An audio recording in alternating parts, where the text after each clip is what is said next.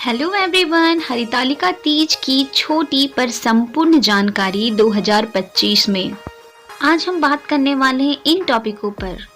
पूजा पाठ नियम, धर्म कथा दान पारण, पति की लंबी उम्र के लिए महत्वपूर्ण तथ्य, हरितालिका तीज में क्या करना चाहिए क्या नहीं करना चाहिए और कुछ ज्योतिषीय उपाय, माता की पूजा कैसे करनी है, इस व्रत को करने से संतान की प्राप्ति कैसे होती है, मनचाहा वर पाने के लिए एक ही वीडियो में हर एक चीजों की जानकारी। इस वीडियो को देखने के बाद आपको कहीं जाने की जरूरत नहीं पड़ेगी। यह वीडियो हमेशा की तरह इंटरेस्टिंग होने वाला है। आप इसे लास्ट तक देखिएगा, बिल्कुल भी स्किप मत कीजिएगा। हरितालिका तीज का दिन सुहागनों का दिन माना जाता है कि इस दिन माता पार्वती और भोलेनाथ की पूजा करने से सारी सुख सुविधाएं, हर एक मनोकामना पूरी हो जाती है। और शिव भक्त इस तीज त्योहार को इतनी धूमधाम से मनाते हैं कि वो अपने आप को 16 श्रृंगार से मानो ऐसे सजाते हैं जैसे कि वो माता पार्वती की सखी हो। मेहंदी लगाते हैं, कुमकुम लगाते हैं, झूला झूलते हैं और नाचते हैं। हरितालिका तीज को हम भाद्र पक्ष के शुक्ल पक्ष की तृतीया तिथि को मनाते हैं। हरितालिका तीज का पर्व सुहागिन महिलाओं को अखंड सौभाग्यवती बनाने के लिए और सुखी वैवाहिक जीवन के लिए है, इसलिए ये व्रत जरूर रखना चाहिए। किसी के घर में तीज नहीं करवा चौथ करते हैं तो भी आपको सजने संवरने से किसने रोका है। नमस्ते दोस्तों, स्वागत है आपका मेरे चैनल छोटी लेखिका पर, जहां हम बातें करते हैं पूजा पाठ उनके रीति रिवाजों के बारे में। इस चैनल का मोटिव वीडियो बनाना नहीं, इसे लोगों तक प्रेम और संस्कार पहुंचाना है। तो वीडियो को पूरा अंत तक देखिएगा। चलते हैं अपने टॉपिक पर। इस दिन भगवान को चढ़ाए जाने वाली मिठाइयाँ गुजिया, घेवर, अनरसे विशेष रूप से चढ़ाए जाते हैं। सुहागन महिलाएं माता पार्वती को मेहंदी लगे हाथों से श्रृंगार का सामान वस्त्र शुभा में संकल्प लेते समय अर्पित करती हैं और उन्हें कपड़े, श्रृंगार के सामान और चूड़ियों को महिलाएं शाम में पहनती हैं। पूजा के दौरान हरितालिका तीज का महत्व बहुत है। संतान प्राप्ति के लिए, सुखी वैवाहिक जीवन के लिए, मनचाहा वर पाने के लिए हरितालिका तीज का व्रत अहम माना जाता है। यह माँ पार्वती और शिव जी के मिलन का प्रतीक भी है।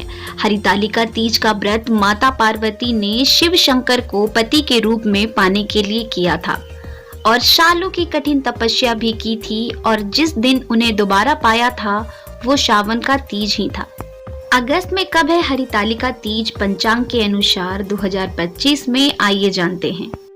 मास की शुक्ल पक्ष की तृतीया तिथि का आरंभ 25 अगस्त को दोपहर 12:34 तक हो रहा है, जिसका समापन 26 अगस्त 1:54 पर हो रहा है। उदय तिथि से अगर हम देखें तो उस आधार पर 26 अगस्त मंगलवार वाले दिन हरितालिका तीज मनाई जाएगी। हरितालिका तीज वाले दिन सूर्य उदय होने पर सुबह सुबह जल्दी उठकर अच्छे से कपड़े पहनकर और घर के अंदर माँ की पूजा करें। उसके बाद अपने आप को भी सिंदूर लगाइए। फिर आप सामाजिक तौर पर बने हुए मंदिर में जरूर जाइए और इस दिन आप फुल ऑफ एनर्जी में रहिए, चाहे आपके यहाँ व्रत होता है चाहे नहीं होता। अगर आपके यहाँ व्रत नहीं होता तो भगवान की पूजा पाठ, आराधना, अर्चना से आपको कोई मना नहीं कर रहा, वो जरूर करें। दोस्तों, हरितालिका तीज की पूजा की विधि बहुत आसान है। ब्रह्म मुहूर्त में उठकर स्नान आदि कर शुद्ध हो जाएं, हरे रंग की साड़ी पहनकर 16 श्रृंगार कर लें, जेवर पहनकर, बालों को बांधकर शुभ मुहूर्त में भगवान गणेश, भगवान शिव और देवी पार्वती की पूजा की जाती है। इसका हमें 100% फल मिलता है। हाथ जोड़कर व्रत का संकल्प जरूर लें और हाथ में अक्षत लेकर संकल्प ले कि आप यह व्रत रख रही हैं। हरितालिका तीज की पूजा के लिए बेटियों के घर सारा श्रृंगार का सामान भेजा जाता है। अपनी बहू को भी श्रृंगार का सामान दिया जाता है और देवी देवताओं को गंगा जल, फल, फूल, श्रृंगार सामान, मिठाई अर्पित जरूर करें। एक छोटा सा झूला अर्पण किसी भी मंदिर में जाकर जरूर करें। गुजिया और अनरसे का भोग जरूर लगाएं। दोस्तों, जब सुहागने औरत तीज की श्रृंगार में एक दूसरे से मिलती हैं तो आपस में कपड़ों के साथ साथ उनकी सुंदरता की भी तारीफ जरूर करें। हरितालिका तीज वाले दिन पूजा पाठ करते समय भगवान शिव का शिव चालीसा पढ़े, शिव जी के मंत्रों का जाप जरूर करें, छोटा सा शिव अभिषेक जरूर करें। और सबसे बड़ी बात, अपनी आर्थिक स्थिति को ठीक रखने के लिए इस दिन कुछ दान पुण्य भी अपने हाथों से जरूर करना चाहिए। सुबह पारण करने से पहले ब्राह्मण की पत्नी को श्रृंगार का सामान, वस्त्र, मिठाइयाँ, फल, जो पारण के लिए आपने जो भोजन बनाया है वो थोड़ा थोड़ा ब्राह्मण और उसकी पत्नी के लिए जरूर पैक कर दें। जल पीने से पहले जल का दान भी करना होता है, तो आप जल का दान तुलसी के पौधे में या फिर ब्राह्मण को 1 बोतल पानी का भी दे सकते हैं। उसके बाद आप अपने घर के सभी बड़े लोगों को पैर छूकर आशीर्वाद लें। अपने सास ससुर, अपने माता पिता को प्रणाम करें। अगर वो आपसे दूर हैं तो उन्हें फोन मिला लें। अगर आपके करीबी या कोई बूढ़े बुजुर्ग जो इस दुनिया में अब नहीं है, आप उनकी तस्वीर को प्रणाम करके उनका आशीर्वाद जरूर लें। फिर उसके बाद आप अपने पति के पैर छुएं, उनसे मांग भरवाएं। आज पति पत्नी दोनों एक ही जगह पर खड़े होकर शिव जी की परिक्रमा जरूर करें। भगवान को फूल अर्पित करें और भगवान से प्रार्थना करें कि आपकी जोड़ी यूं ही बनी रहे। आज के दिन हर पतियों का फर्ज बनता है कि वो अपनी पत्नी के लिए छोटा मोटा कुछ उपहार तो जरूर लाएं। अगर कुछ ना ला सके तो एक गुलाब का फूल देना तो बनता है। अगर उन्हें हमेशा की तरह याद नहीं रहता तो तीज वाले दिन से पहले आप याद दिला दें। आज के दिन अपने संतान के साथ मंदिर जाएं और उनको भगवान शिव पर जल अर्पित करवाएं। इससे उनके उज्जवल भविष्य का योग बनता है। और जो संतानहीन कपल होते हैं उनके जीवन में भी माता पिता बनने का सुख जल्दी आता है। इसके अलावा मंदिर में जाकर शिवलिंग पर 11 बेलपत्र जरूर अर्पण करने चाहिए। ऐसा करने से संतान के जीवन में खुशहाली आती है। और अगर अभी भी आपको संतान नहीं है तो संतान की प्राप्ति भी जल्दी हो जाती है। अपने पति पत्नी के प्यार को दुनिया की नजरों से बचाना चाहिए। एक प्यारी सी सेल्फी जरूर लेनी चाहिए ताकि आप दोनों की यादें हमेशा प्यार भरी बनी रहे।